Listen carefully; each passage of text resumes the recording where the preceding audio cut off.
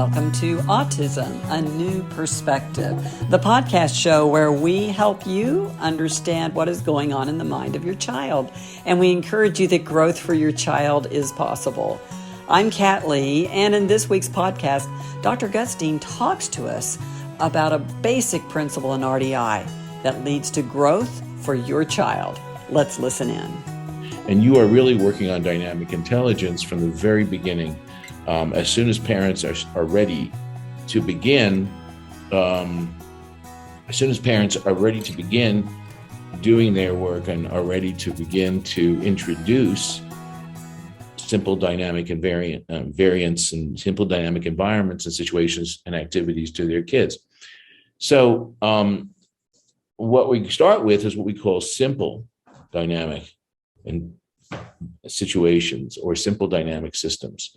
And let me just talk about then what I mean by dynamic, because a lot of people really get confused by that term and don't know where it is. So dynamic really is sort of somewhere in the midst, if you think about it, in the middle of static on the one hand and chaotic on the other. So dynamic and static are not at opposite ends, okay? Dynamic's right in the middle. And it's really important to make that distinction because people really get confused. They start to think about like dynamic as, anything goes or any kind of changes or just do anything. It's basically creating randomness and chaos. And that is not what a dynamic intelligence is for. And that's not a dynamic situation. That's not what we're preparing children to deal with, a world of chaos. I mean, nobody's going to do well with that, right? So it's really important that we understand that. So when, the variability that we encounter in chaotic situations is random, right? It's completely unpredictable, either within a situation or between what we call instances. Instances, by the way, the word instance is used anytime you form a category about an activity or event or situation. Each time you encounter that, it's a new instance, right? Whereas when you think about a static intelligence, we expect each instance to be replicable. In other words, you can do the same thing. You expect to see the same things happen. You can expect pretty much complete predictability. In dynamic intelligence, you learn to see that instances are partially, right, predictable. There's going to be enough continuity or invariance between situations so that you can put them in a category, but you're also going to respect that there's going to be new variations, right? Each time you encounter it. But anyway, that's a really important difference. But of course, in a chaotic situation, each time you encounter it, you have no idea what you're going to expect, right? It's random. So it's not the same, right? Now, let's talk about then, so that's the difference between dynamic and chaotic. So dynamic situations have two things. There's two things that are critical in them. One is variability, right? And variability means that certain elements or certain aspects of those situations are going to vary, right? Maybe higher and lower and slower and faster and, it's endless. Variation could be endless. Variation is everywhere. We live in a world of variation, don't we? It's everywhere, in your heart rate, in temperature, in the clouds, in the trees, leaves in the trees, in traffic, wherever you are is variable. The key here is that we have to be able to selectively attend to that the variability that is significant to us or important to us at that point in time, right? Which can change. But if we were trying to attend to all variability in the universe, it would be impossible, wouldn't it? We'd just be flooded by things. We'd be overwhelmed by things. We have to be able to selectively attend through context. And we learn to do that through what I call frames, and to disregard, really basically to either tune out or maybe appreciate sometimes the variability, but not to depend on it, right, for the invariance, not to depend on that for continuity. Anyway, so it's everywhere, right? We live in a dynamically variable world. That's the world. Now, we learn that we can treat certain moments in our lives, certain situations, activities, as if that was not true, right? That we can ignore variability completely. And that's where sort of static intelligence or static situations, that we can treat things like they're static situations. But there are no such things as static situations, right? There's variability everywhere. But sometimes we can get away with, or sometimes it's preferable to try to tune out the variability and to focus on what is replicable, static. And, when you learn math, 2 + 2 is 4, and 4 + 4 is 8, right? It's just endless versions. When there's procedures you want to do, and you want to brush your teeth every day, you don't want to focus on the variability of your brushing your teeth or things like that, right? But on the other hand, if we get rid of all variability, there's not much reason to go on living, is there? Variability, continuity is sort of the background of life, right? And most of us, almost all of us, not only do we learn to manage the variability in the dynamic world, but we prefer to live in a world with some degree, right, of unpredictability and uncertainty. We like surprises on birthdays and other days too. We're willing to live with negative, surprises or unexpected events to experience feelings associated with the positive ones. When you think about sayings like "variety is the spice of life," "vive la différence," and the reason these sayings ring true for most of the time is that we know that variation, the dynamic qualities of our life in the world, is what makes life worth living. And there's certainly times when we'd like to live for a while in a very routine, stable manner, eliminate all uncertainty. But if we really eliminated dynamic variation from our lives, we'd become pretty bored, depressed. Life would be pretty meaningful, because variability is where our alive feelings come from, right? Whether that's excitement, surprise, curiosity, discovery, mastery, or loss, rejection, hurt, failure. All of our important human experiences, what makes us human, are the product of our orientation and our engagement with dynamic variation, right? And so the idea of experience itself is defined by defined by variability. If you're going to be aware of your feelings and thoughts associated with a situation, it means that something stands out, something's happening, something's different, something's varying, right? And without variability, experiencing doesn't exist. There's nothing worth experiencing. There's nothing memorable, nothing happening. Something becomes worth experiencing because it's attached to some different feeling, change in our feelings, change in our perceptions. So, we want to live in a dynamically variable world. It's not about, so when we think about autism now and the problem with autism, and this is really important, it's not about learning just to handle variability. And from the very beginning, we need to focus on the idea that building the motivation, we call it dynamic growth seeking, the motivation to want to engage with it, to be with it. It's really important. So it's not about surviving with it. It's about wanting to be there, wanting to, right? Not wanting to get rid of it, but to want to, engage with it, to see it as part of what makes life worth living. Now, variability is not the same as change. And I said this last time, but I want to make it sure. And it's very important to make that distinction. All right. Change is when you move some element from one state to another. Something changes from one state to another. It can disappear, it can appear, it can be revised, it can be replaced. But let me tell you something. A clock, if you wind up a clock, let's say the old wind-up clocks, and they start ticking down, right? It's changing from second to second. Or just a clock ticking second by second by second is changing, right? But there's no variability. It's completely predictable, isn't it? Variability means you cannot predict, dynamic variability, exactly what is going to happen next. Okay? But it's not chaotic. So it's in the middle. Right? But it's not just change. 5 seconds from now, it's still going to be 5 seconds later, isn't it? And let me give you another example. I'm taking a hike in the mountains, and my rate of walking speed, I can guarantee you, as I'm climbing up, is going to slow down. My rate is going to slow down. My speed is going to slow down. I can predict it. It's a steady state in a direction. So that's not variable. It's just change. So it's really important to make that distinction, because it has to do with, again, predictability. It has to do with a world where there is some level of, you can sort of predict to some degree, but there's always going to be some unpredictability. That's variability.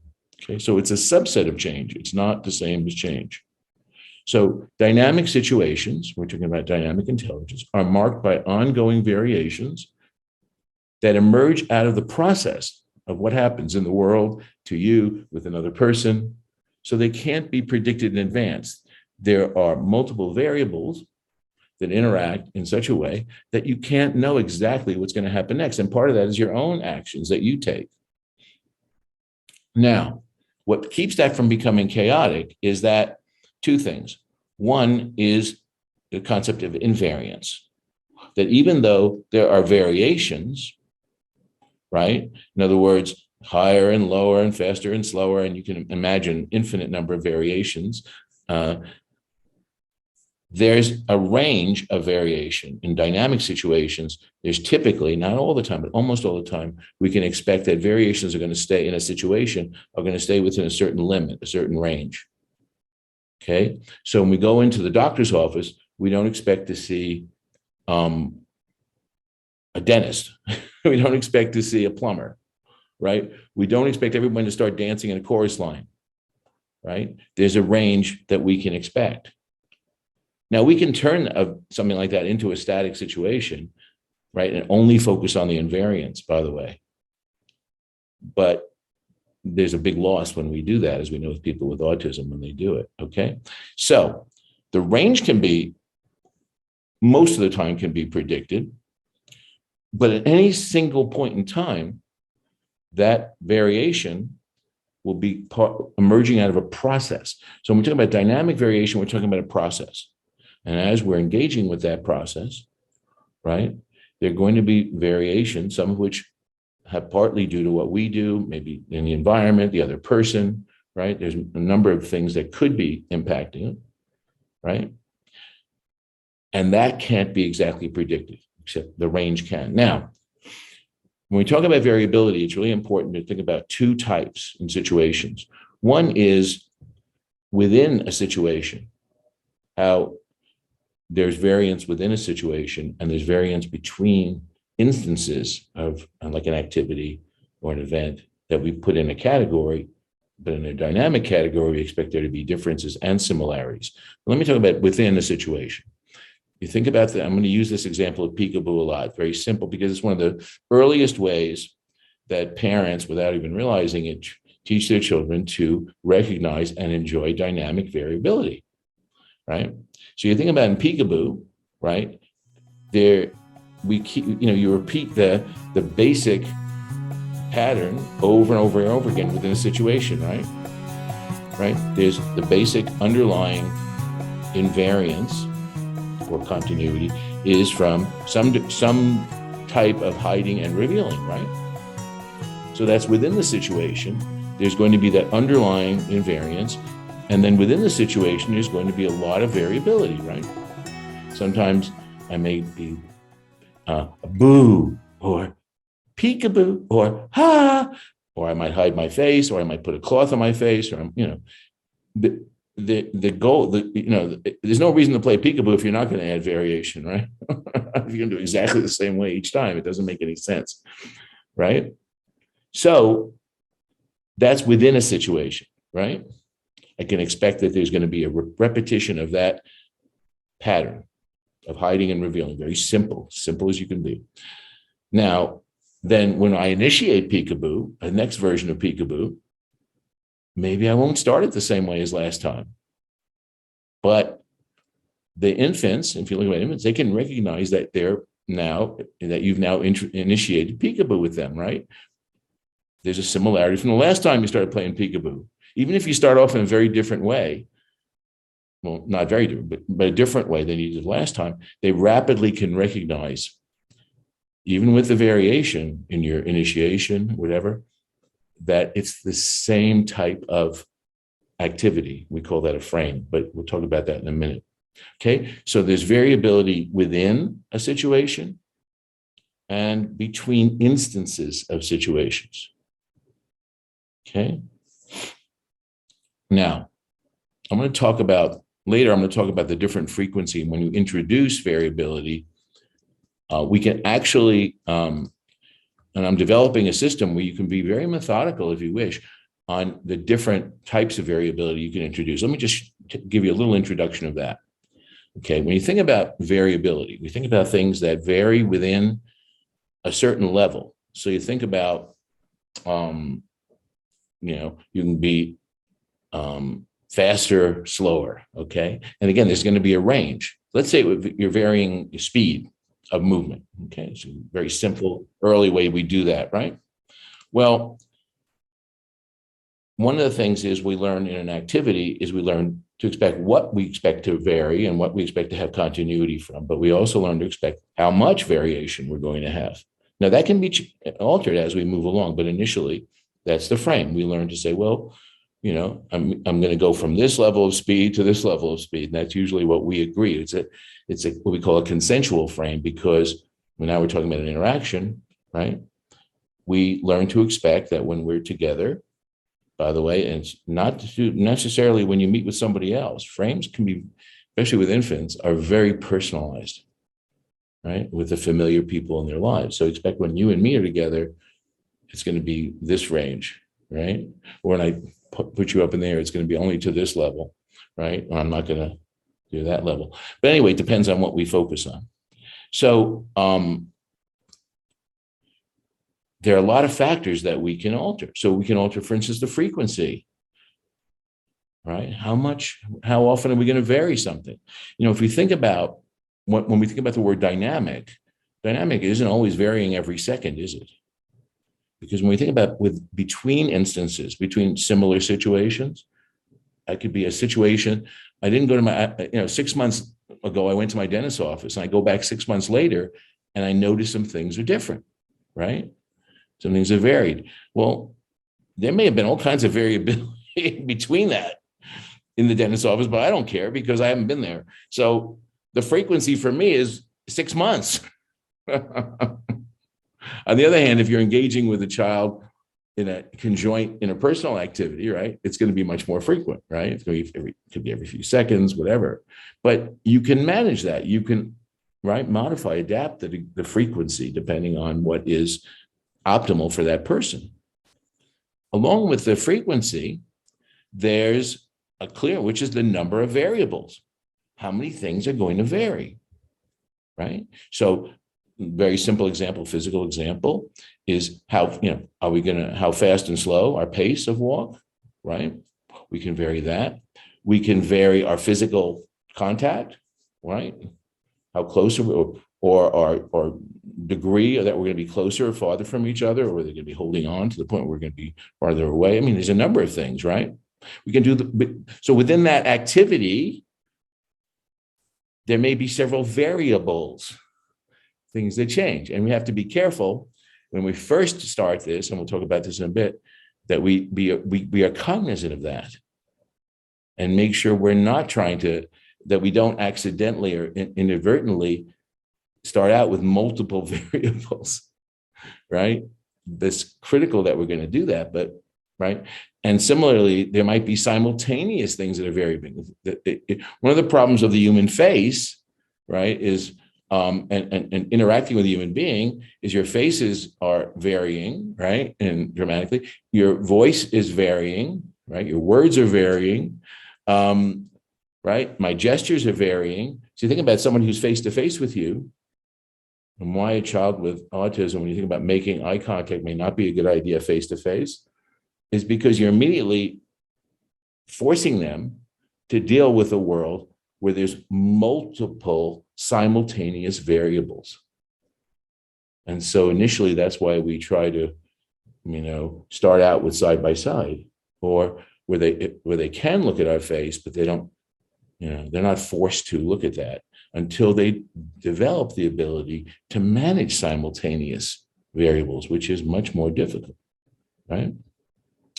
Now, the other thing is that there's numbers of variables. There's how much at the same time, the frequency, is what I call range and diversity of variables.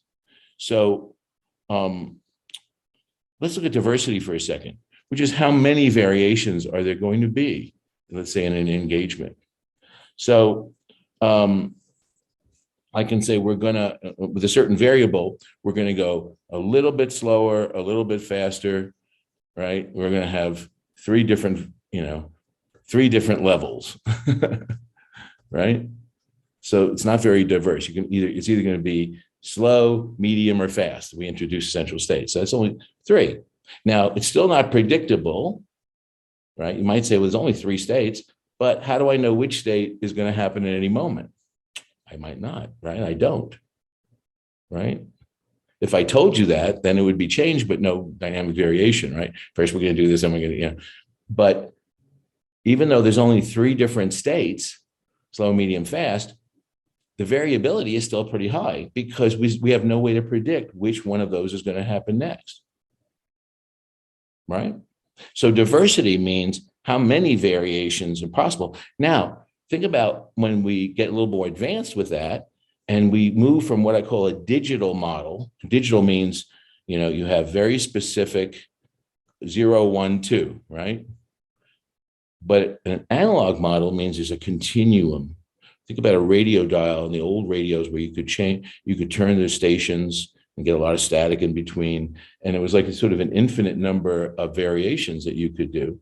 Well, when you're walking together, right, it's really, you can turn it into an analog event variability where there's an infinite number of fasters and slowers, right?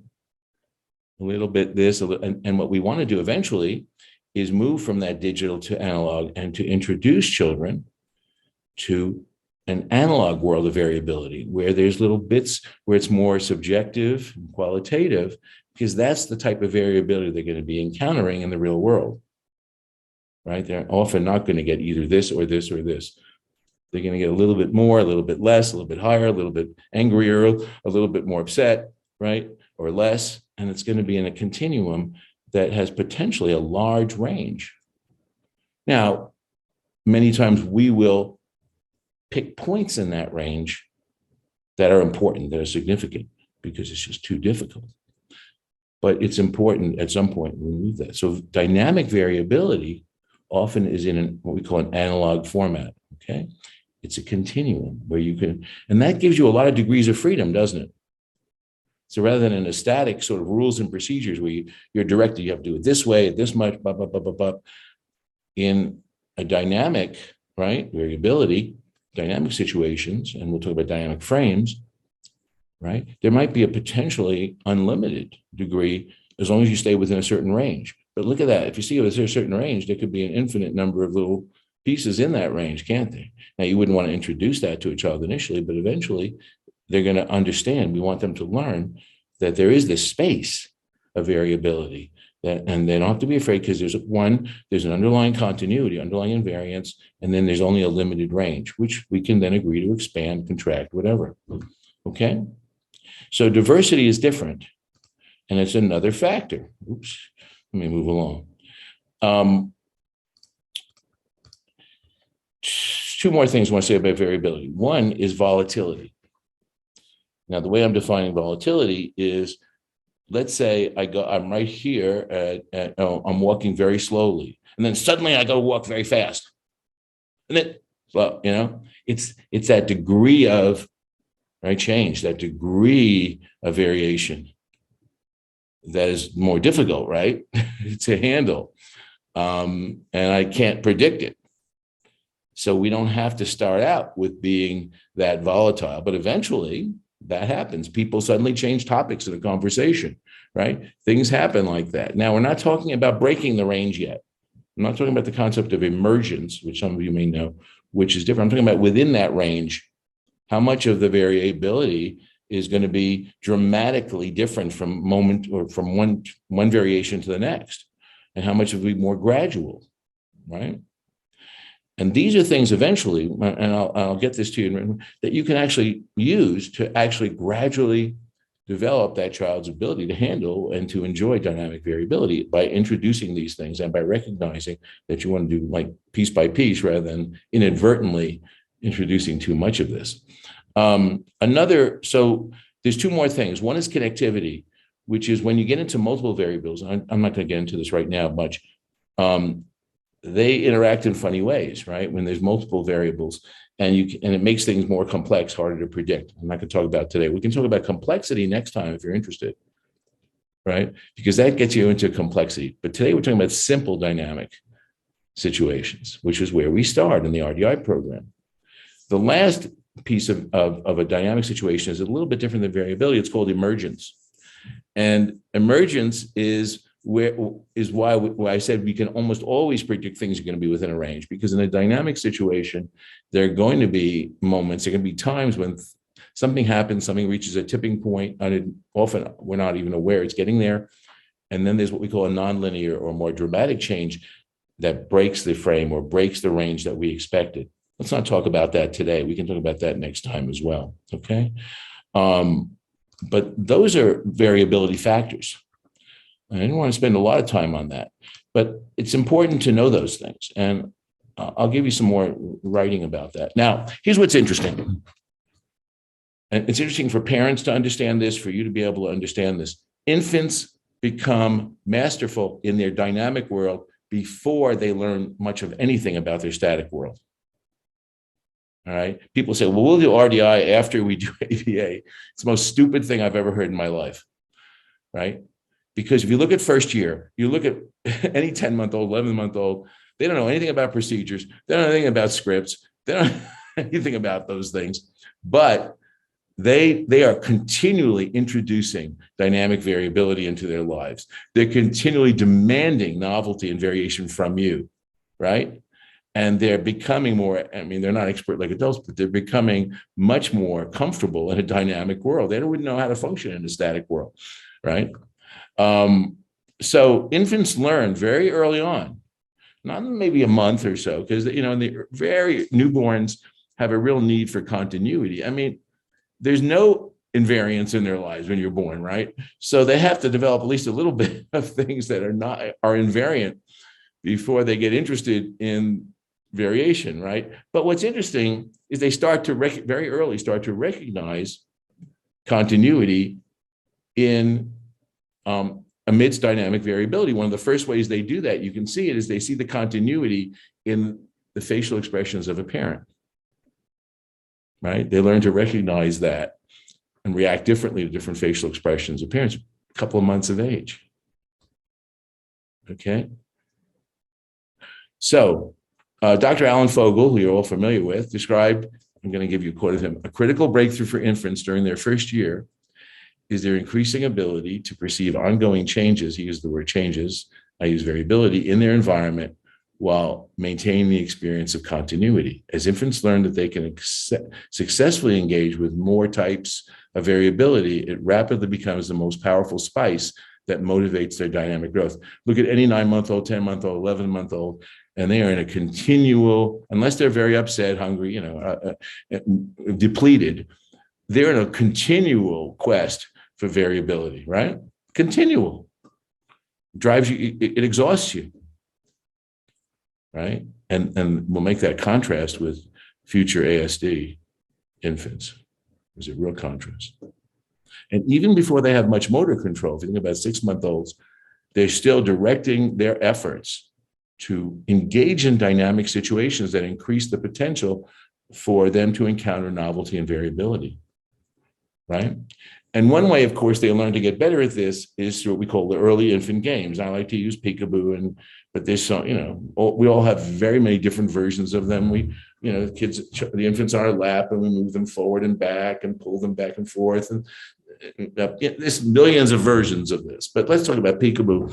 Peekaboo is interesting because infants get interested and motivated for it even before they are motorically able, even before they can really do anything with their body, which is really interesting, right? So their sort of mental process of it is developing before their ability to physically engage with you in peekaboo, right? Right. So again, the continuity, right? The underlying continuity, which is critical in any dynamic situation that makes it not chaotic, is from its elements of hiding and revealing. It's one of the simplest, right? Right? Invariances. No matter whether we use our hands, cloths, whatever. And so the infant has to recognize that continuity, and maybe 4 months of age, they can do that, some, earlier, later. But once they do that, then they're not interested in it anymore. They don't focus on that, right? And that's the key. It's once you recognize the continuity, it becomes in the background, right? You're not really interested in it. What you're interested in is the variability, right? So the attention is shifting to the introduction of what the parent introduces, right? Right? Whether it's differences in their voice or their face or hiding or cloth or their hands, whatever. That was where the excitement is. That's where the attention is directed, right? So that's what's memorable to them, the surprising variations. Now, initially, if you're too surprising, you add too much or you're too fast, think about all those levels of variability, too volatile, too many variations, they're going to start gaze avoidance. What you'll see. And, I used to show a good version of that with Emma, a little infant, where her dad at 4 months, and this is how you learn as a parent, at 4 months was introducing too fast, and she started to avoid gaze. She stopped being interested.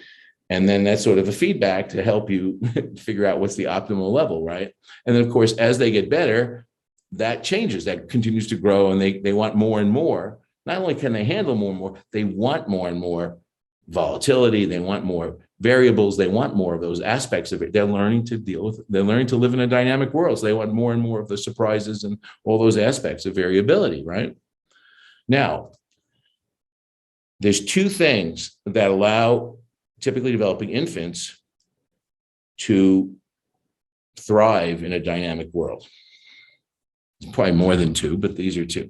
First is the formation of what I call dynamic experiential activity or event categories and memories and categories, right? That, if you think about the way we organize experiences, we have infants and all of us, we have to categorize things. Otherwise, everything is in a discrete place in our brain. There's no similarity. There's nothing we can learn, right? We have to take things that are actually discriminately different and treat them like they're the same, put them in the same category, right? And infants learn to look for, typically developing a significant invariance across situations. They do that. And they're born with that capability, or early on, develop it. They learn to recognize similar and different dynamic events and activities as members of the same category, based on forming what scientists or psychologists call a schema, right? Or I call it a frame, but sort of an underlying invariance that is important. So infants form what we call dynamic categories. And what I mean by dynamic, as opposed to static, in a static category, they also can form static categories, but in static categories, you're basically eliminating the variability. What you're remembering there, or what you're doing is sort of saying, every time I go here, I expect this. Every time I go here, I expect this, right? Or I do this. You're looking only for replicability in a static category. All right. So a formula or an algorithm, or it could be very complex, that you're going to apply each time. That's what you're saving. That's what the category is. Things that you can expect to do replicable. In a dynamic category, you're looking for an underlying, right, continuity and variance, but you're expecting that each iteration, each instance is going to have some variation, right? Right. So it's different. And what that means, and the big difference is, if you form a dynamic category, you're able to look at a novel situation, something that's different, and say, well, it's sort of like this one, right? It's not replicable, but it sort of has some similarity there. So it gives you a starting point, which is why by 7 months, infants crave novelty. And my future ASD kids don't crave novelty, but that's a different issue. So the first is categories, forming dynamic categories. Again, maybe static as well, but let's just talk about dynamic categories. And the second, which is similar, is developing a type of knowledge, I use the word schema, or knowledge that's very internalized, very implicit, right? It's not external. You can't talk, they obviously aren't going to talk about it, which we call frames. Alan Fogel used that term. You've all probably read that as part of your training. And with the structure, right, of static situations, is provided by rules and procedures, right? And they tell us, they direct us, they designate the moves that we can and cannot make, as well as moves we must make at certain times or under certain conditions. So if you're playing Monopoly, you can only place houses or hotels on an owned Monopoly when it's your turn if you have the cash, right? However, before ending your turn, you must roll the dice, right? That's Monopoly, right? So they have rules and procedures give you allow for a very limited or non-degree of freedom. And variations that deviate from that are considered undesirable. So it's a very important distinction, because I'm not saying, by the way, when we get to autism, we'll talk about that people with autism can't handle any variability. But the motivation is that variability is undesirable. We try to eliminate it, you try to reduce it, you try to avoid it as much as possible, which means you don't learn from it, because variability is where we learn so much, right? So you play Monopoly, and Monopoly, you say, no, you can't do that. The rule says this and this. So it's undesirable, right? You learn social scripts. When kids learn social scripts, that's what they're learning, right? Don't do that. They're not learning this whole range of things within the social situation that are great. In fact, that make the the interpersonal situation interesting. They're learning, here's what you can do, here's what you can do, here's when you do that. They're learning the static structure. But you see dynamic situations, and here's the interesting thing. In their first year of life, typically developing infants are not learning those things. Try to see if any of your typically developing infants learn about rules and procedures, 10-month-old. Try it. No, but they learn frames already. They can recognize, right? They can expect a repeating pattern, a repeating continuity. They can recognize a situation from one instance to another, and they can get very good at that. Right? So that's the key right there. And of course, that has to do with categories as well.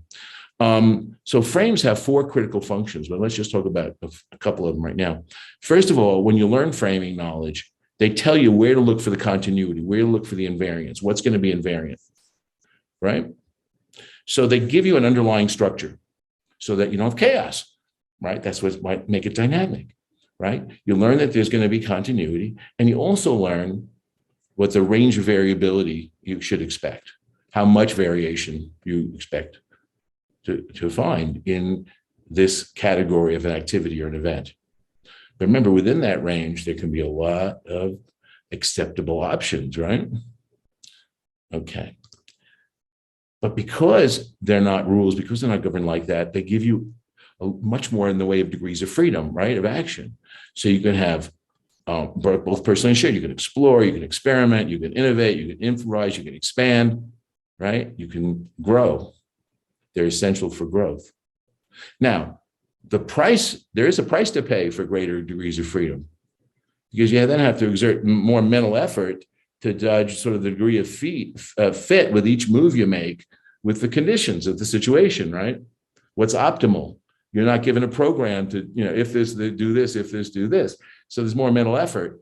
And, infants aren't very good at that, but we start to learn. That's one of the things we learn with dynamic intelligence, is that best fit. All right. So so they give you the underlying structure so you don't feel chaos, but they allow you that degrees of freedom, right? And they give you contextual information about what should be considered meaningful, what's central, what's peripheral. And again, because they're generalized from multiple instances, multiple cases, they allow us to rapidly we start to look at novel situations. One of the things that allows infants, even at 7 months, to desire novelty is their ability to rapidly see in a novel situation similarity with their prior experiences. They don't want novelty if there's no similarity. So we got to be careful here when we say infants want novelty. It's not absolute, and the research shows that. It's novelty within some degree of recognizing there's a frame, that some anchor to their prior experience. If you changed everything up, they're not going to like that. They don't want that. Nobody wants that. When you go to a foreign country, whether you realize or not, the first thing you do is you look for familiarity. And you can't enjoy the change, the differences, the variations until you do that, until you find some anchor with your prior experience. Otherwise, you feel chaotic, you feel overwhelmed. Infants learn to do that by 7 months of age. but of course, in a simpler version, right? not the degree of a foreign country, right? So that's why we have frames. And that's why frames are going to be so important when you're working with parents, when you're working as consultants, right? Because frames are, and categories, by the way, both dynamic categories. And by the way, let me go back to dynamic categories, because this has to do with learning. Often we'll think we'll have a great session with a child, a parent, and we'll think, oh, isn't that wonderful? And then it doesn't look like anything's changed, or there's not been any growth even after this wonderful session. Everybody's confused. Well, learning is about what is stored, what changes here in the brain. In that category, is that instance, does that expand the category? Does it change it? Does it add a new instance to it? Right? And so unless we can see, unless we evaluate whether something has happened for that infant where it's memorable, right, in a way we want it to be memorable, we hope it to be memorable, we can have all kinds of things going on in behavior, and there's no value to them. It's one of the reasons very early on that we want to focus on not just having an experience, but managing that experience, helping that child to represent in some way that experience and store it in a way that is going to be valuable for them, that is going to lead to growth. Okay. And categories, of course, are critical for that. Anyway, so when parents are ready, and again, when we start RDI, the first step is we have to get through acceptance, belief, commitment. We have to help them with the myths. We have to help them to understand their new role. There's a lot of things we need to help them with before we actually introduce this. But once they're ready, the first thing they're going to do with their child is they're going to start to activate growth-seeking, dynamic growth-seeking motivation. What we know with what we believe in our model with future ASD infants or children now who you see who have been diagnosed is that they haven't. It's not that they're incapable of seeing dynamic variability, of developing frames, of recognizing invariances, but early on in their development, in the first year, they shut that off. For whatever their vulnerabilities were, the world was too confusing. The environment they were in was too overwhelming, and they were unable to continue to grow in their capacity to perceive, to recognize those invariances, to recognize the continuity between situations, within situations. And instead of wanting more and more and more of it gradually, they start to avoid it. They start to become passive, right? They don't explore in a productive way. They don't want to initiate those simple games, because those simple games, whether parents realize it or not, are how we introduce dynamic variability to children, to infants. That's what they're for, right? And so why do they not want to engage? Well, and unfortunately, maybe they might even train parents to play peekaboo or games in an invariant way, subtly, right? If you think about how infants do condition their parents, which is what they all do, but typically developing infants condition them to sort of optimize how much it's going to increase, right?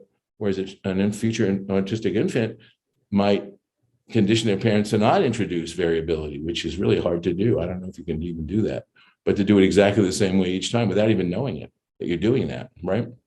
So,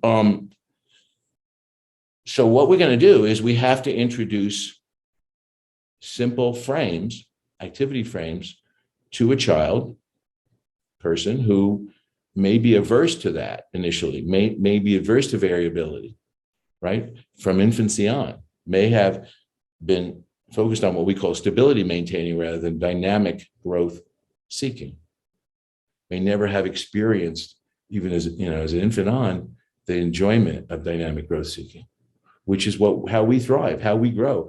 It gives the meaning to life.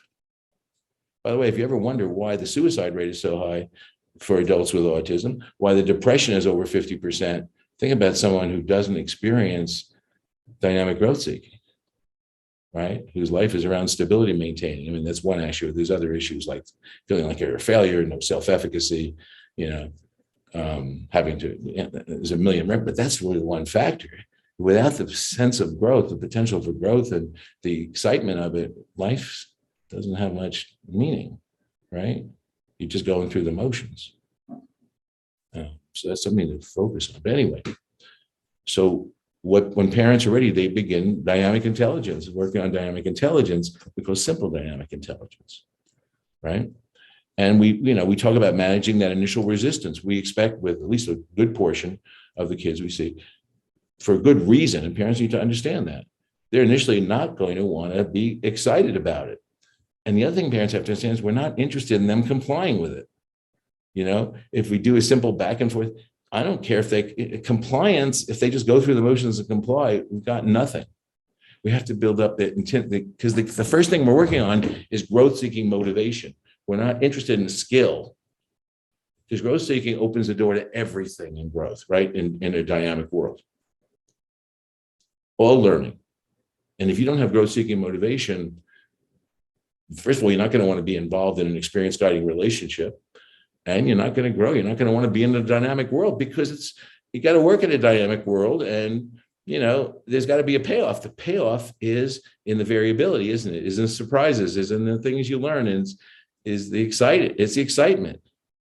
So there's going to be initial resistance in a good number, and parents are going to learn. You're going to help them, parents, deal with the idea that there's a third way between following that child's lead, whatever that means, and directing that child, demanding performance or requiring performance. We're not interested in that. We're interested in creating experiences. Now, experience, what I call the guiding relationship, is an experience guiding relationship, because you're trying to guide the child to have experiences that are growth promoting experiences. So one of the first growth promoting experiences is the idea that I can participate with you in a simple, dynamically variable activity and feel agency, feel not that something's being done to me or that I'm having to do something, but that I've volitionally taken an action, right, that maintains this process. Remember, we're talking about a process.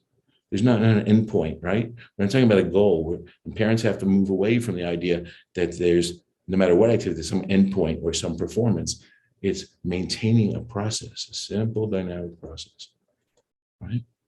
So you might know this. One of the things we do is we might create a state of imbalance with that child, where we pull to the side, and right, there's an imbalance, and we just stay there for a while, right, with it, both of us like this.